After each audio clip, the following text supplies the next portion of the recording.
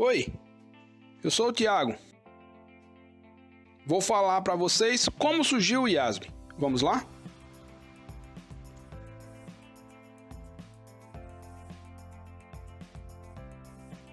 Após a Segunda Guerra Mundial, todos os países tinham seus próprios princípios contábeis aceitos.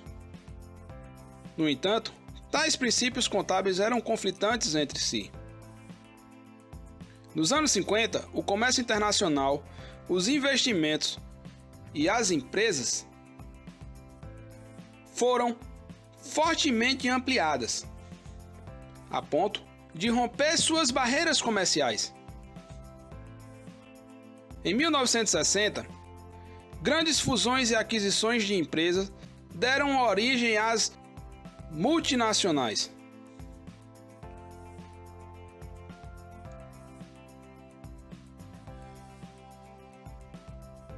O contador britânico Henry Alexander Benson, nos anos 70, liderou um movimento que abordava questões sobre as práticas contábeis. Sir Benson, também conhecido, liderou a criação do IASC, órgão responsável por promover a harmonização internacional das normas contábeis, o qual visava a diminuição das diferenças nas práticas contábeis entre os países. O IASC é uma fundação independente sem fins lucrativos sediada em Londres. Seus recursos são oriundos de suas atividades próprias e por meio de contribuições de organismos internacionais. O grande objetivo do IASC é a emissão de normas de contabilidade internacional, visando a harmonização das normas contábeis ao redor do mundo. Em janeiro de 1975, o IASC emitiu sua primeira norma contábil. A Confederação de Reguladores do Mercado de Valores Mobiliário, em 1987, sugeriu ao IASB revisões e alterações das normas contábeis emitidas e, a partir dessas alterações, endossaria a utilização das normas contábeis emitidas pelo IASC aos seus membros. Após estudos, alterações e exclusões das normas contábeis emitidas pelo IASC, a IOSCO e a Comissão de Valores Mobiliários SEC deliberaram e aprovaram as intenções do IASC.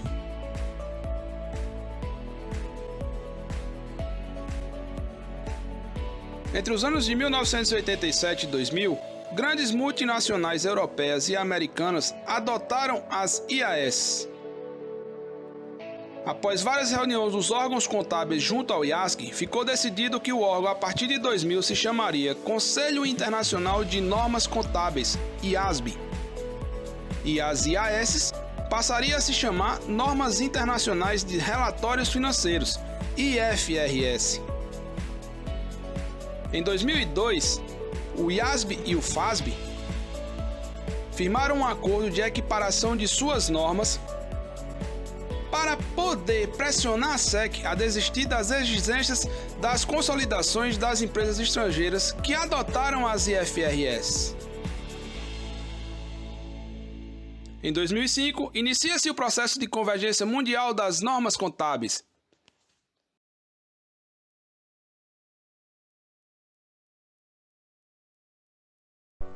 Olá, meu nome é Felipe e hoje eu irei falar sobre a comparação das demonstrações contábeis antes e depois da implementação das IFRS. Para começar, vou falar como eram elaboradas as demonstrações antes do surgimento das IFRS.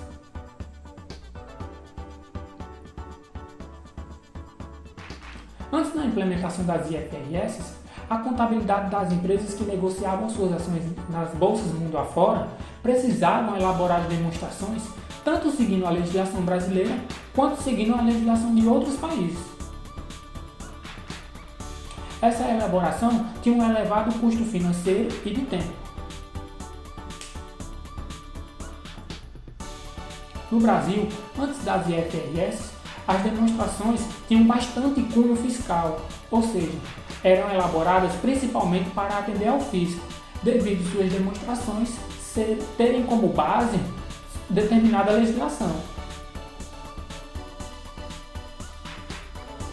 Bom, pessoal, agora que vocês já entenderam como eram elaboradas as demonstrações antes das IFRS, eu irei falar sobre as mudanças na contabilidade.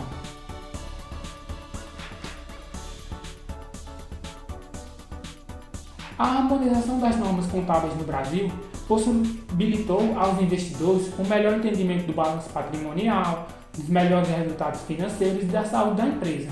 No Brasil, não houve padronização das normas contábeis, como ocorreria em outros países devido à nossa legislação, que ainda é muito voltada para o cunho fiscal. Vamos imaginar a seguinte situação.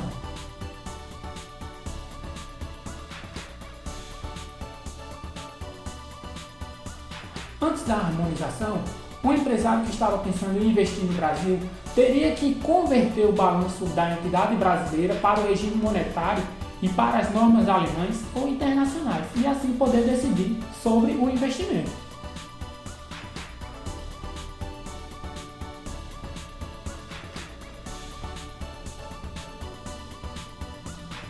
Após a harmonização, esses empresários não precisam mais converter as demonstrações para suas normas, pois a contabilidade da entidade já está em um padrão internacionalmente aceito e a única conversão que precisa ser feita é a monetária.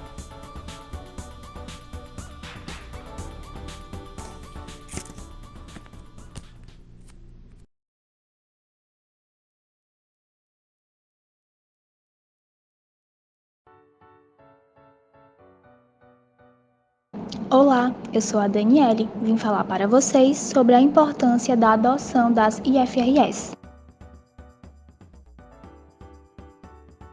Será que essas normas são tão importantes assim?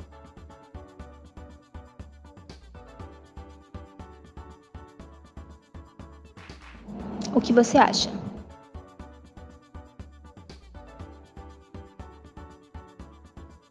Bom, então vamos lá. A adoção das IFRS são de fundamental relevância para as organizações, pois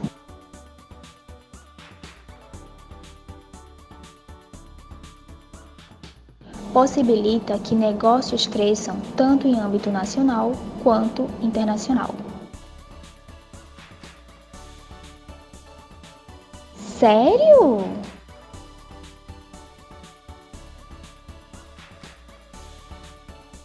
Sim. Pois com a aplicação das normas, os relatórios se tornam mais legíveis e confiáveis para interessados de qualquer lugar do mundo.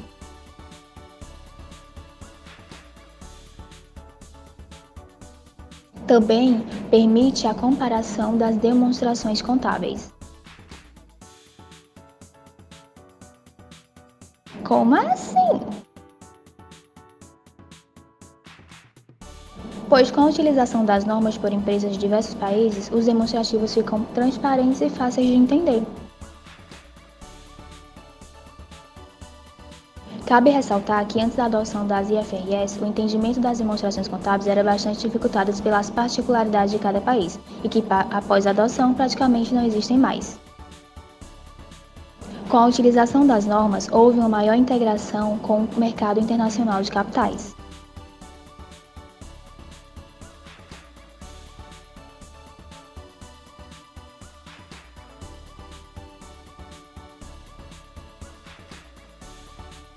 Outro fator fundamental foi o aumento na qualidade e na eficiência de grupos internacionais.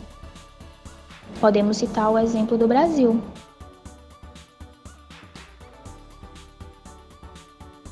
Que buscou projetar-se em relação a outras economias internacionais, atraindo investidores para as empresas de capital aberto. As empresas também ganham em eficiência.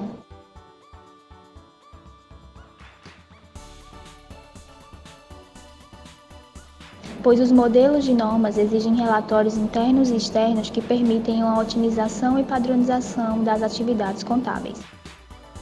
E também promoveu uma geração de informações contábeis de cunho gerencial. Ou seja, informações que podem ser facilmente utilizadas dentro do processo de decisões. Viram, pessoal, a importância da adoção destas normas?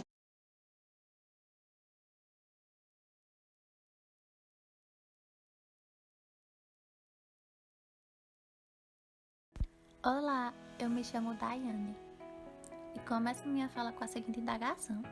A adoção das FRS afetará as rotinas contábeis? O que vocês acham? Vamos lá? Vou mostrar para vocês. A partir da Lei 11.638 de 2007, o Brasil passou a adotar as normas internacionais de contabilidade. E a partir da promulgação da Lei 11.941 de 2009, houve a segregação entre a contabilidade societária e fiscal. A separação foi importante, pois o objetivo da convergência é de elaborar as demonstrações contábeis adequadamente, com o intuito de atrair investidores. Vamos ver o que o professor Rafael, da UFGD, tem a nos falar?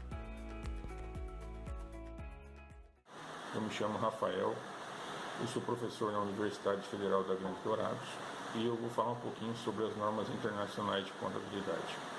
As normas internacionais de contabilidade, elas servem como um mecanismo de comunicação mundial, ou seja, nós temos a língua inglesa, que já tem um acesso em todo o mundo, nós temos o dólar, que é considerado uma moeda mundial, e as normas internacionais de contabilidade também servem como um mecanismo de comunicação mundial. Então, à medida que eu adoto padrões utilizados em outros países, eu consigo acessar uma quantidade maior de mercados, né? Eu posso acessar um investidor estadunidense, japonês, francês, enfim, diversos outros mercados anteriormente não acessados. E a nossa legislação anteriormente era ligada à legislação tributária, né? Então agora a gente passa a ter um foco mais contábil da informação. Seria isso, muito obrigado.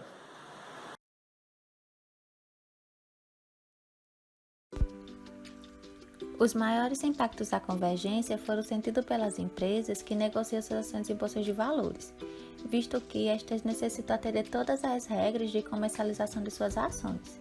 No entanto, as pequenas e médias empresas não estão isentas dos impactos sofridos com a convergência das normas contábeis. No ano de 2009, foi aprovado e divulgado o CPC exclusivo para as pequenas e médias empresas. A aprovação deste CPC justificou-se pela necessidade de maior transparência e confiabilidade de suas demonstrações. Agora, essas empresas gozam de uma contabilidade mais gerencial, voltada para dados que ajudam a tomada de decisão, e não mais meramente fiscal, com o intuito de atender apenas às exigências do Estado.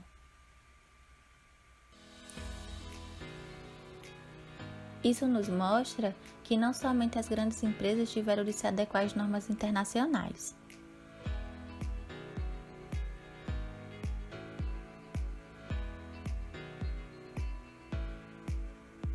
Mas vocês devem estar me perguntando, como esta harmonização afetou as rotinas contábeis? Calma, vamos chegar lá. Antes de responder, vamos descobrir o que foi alterado com a harmonização.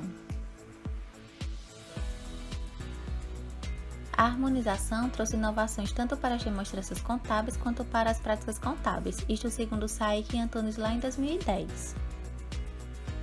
É importante frisar que essas mudanças buscam aprimorar a qualidade das informações, sendo seu principal foco a utilização dessas informações pelos usuários internos e principalmente os externos. De que forma a adoção das FRS afetará a qualidade da evidenciação e informação contábil? Quem irá nos responder é um especialista no assunto. Meu nome é Ronan Reis Marçal, eu sou doutorando em contabilidade pela Universidade Federal de Santa Catarina e ex-professor do Departamento de Contabilidade da Universidade Federal do Rio de Janeiro. Eu acredito que as normas internacionais de contabilidade, as FRS, trouxeram sim um avanço em termos de evidenciação da informação contábil, muito em função da padronização. Isso capacitou investidores de todo o mundo a interpretar as informações contábeis produzidas em qualquer localidade, então você não tem mais problemas em termos geográficos para os países que aderiram às FRS, mas, por outro lado, eu entendo que a qualidade possa ter sido mitigada em certo aspecto em função do aumento de mensurações a valor justo, que são mais subjetivas. Então, você tem um aumento de gerenciamento de resultados, por exemplo. mas de uma forma geral, entendo que as IFRS são positivas para a qualidade da informação produzida e evidenciada. Depois desses especialistas abrilhantarem nosso vídeo, vou dizer para vocês as principais alterações e se elas trouxeram ou não mudanças para as rotinas contábeis e se são relevantes.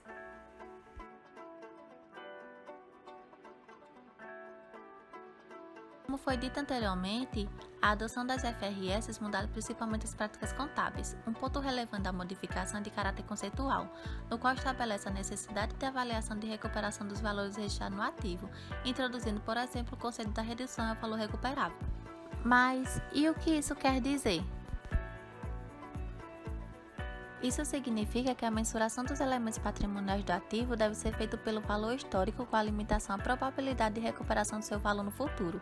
Caso o valor contábil exceda o valor futuro com sua venda ou uso, este valor deve ser reduzido até o valor recuperável e se este for zero, o ativo não deverá mais fazer parte do grupo, pois não haverá mais benefícios futuros.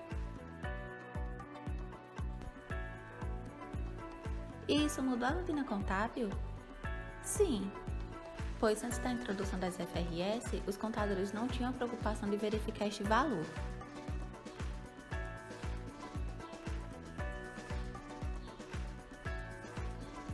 Quer saber de outra mudança relevante que alterou a rotina contábil?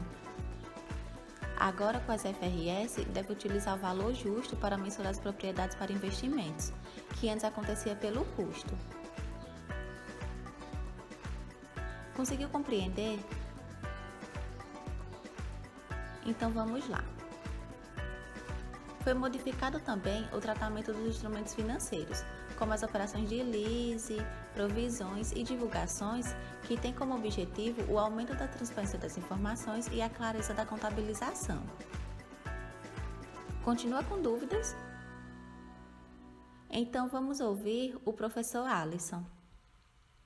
Olá, meu nome é Alisson Manuel de Souza. Eu fui convidado por uma das colegas de vocês a comentar a seguinte questão: de que forma a adoção das IFRS afetaram a qualidade da evidenciação e qualidade da informação contábil? A adoção das IFRS ocorreu em diferentes países no início do século XXI, sendo que aqui no Brasil a primeira legislação sobre a adoção do padrão para o padrão IFRS ocorreu em 2007. O Brasil, como muitos países, tinha um padrão baseado em regras antes da IFRS, e com o IFRS ia fazer a mudança para um padrão baseado em princípios. No Brasil, o padrão baseado em regras era muito rígido, sendo que a gente tinha regras, por exemplo, até para contabilização da depreciação, em que todas as empresas tinham que fazer a depreciação de determinado item da mesma forma, sendo que o comportamento do uso e do desgaste desses itens patrimoniais referentes ao ativo imobilizado, eles são diferentes de acordo com o uso da empresa. Então, isso faz com que o evento econômico acabava não sendo reconhecido adequadamente pelas empresas. Com a transição para os princípios, isso fez com que houvesse maior carga de julgamento dos preparadores. Então, por exemplo, no item de depreciação, poderia ser considerado a característica e o desgaste do item, né? A taxa de depreciação, a melhor forma de depreciá-lo, para mostrar como o evento econômico está sendo reconhecido nas demonstrações contábeis, e isso acaba sendo benéfico. Então, você tem um maior nível de qualidade da informação que os usuários, principalmente os externos, por exemplo, os investidores, conseguem compreender de melhor forma a informação que é apresentada pelas empresas. E também isso acaba permitindo maior nível de comparabilidade. Você acaba fazendo com que as empresas tenham, os investidores tenham a capacidade de comparar as empresas que têm a mesma característica e também acabar separando as empresas que têm características diferentes. Por exemplo, atividades operacionais totalmente distintas. Por exemplo, uma instituição financeira de uma mineradora. E assim a adoção da IFRS ela acaba sendo considerada como benéfica por diferentes estudos, uma vez que ela permite para os investidores maior utilidade da informação contábil e também, quanto à evidenciação das informações contábeis, alguns estudos eles apontam que com a adoção da IFRS fez com que houvesse um aumento da qualidade das informações apresentadas e isso é benéfico para os usuários externos, especialmente os investidores, uma vez que eles podem compreender como foram geradas, quais foram as práticas contábeis que foram utilizadas para a geração das informações contábeis.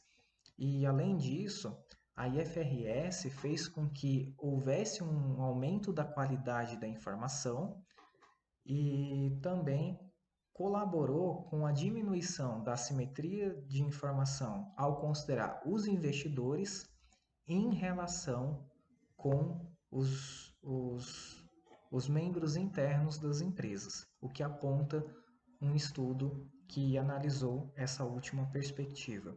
Então, a IFRS acaba sendo benéfica para as informações contábeis, para a qualidade das informações contábeis.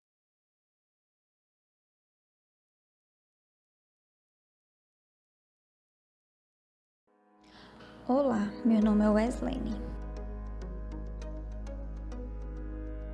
Eu vou falar com vocês sobre a perda da relevância da contabilidade, como ela enfrentou todas as crises e como ela reverteu tudo isso através das IFRS.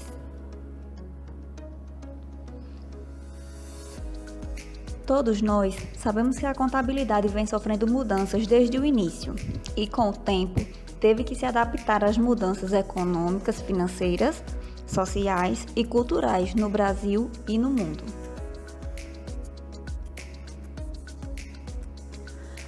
Com isso, seria necessária a criação de normas para adaptação da padronização mundial, no intuito de reger a contabilidade e os negócios entre os países. E a partir desta necessidade, criou-se os CPCs, advinda das IFRS emitidas pelo IASB.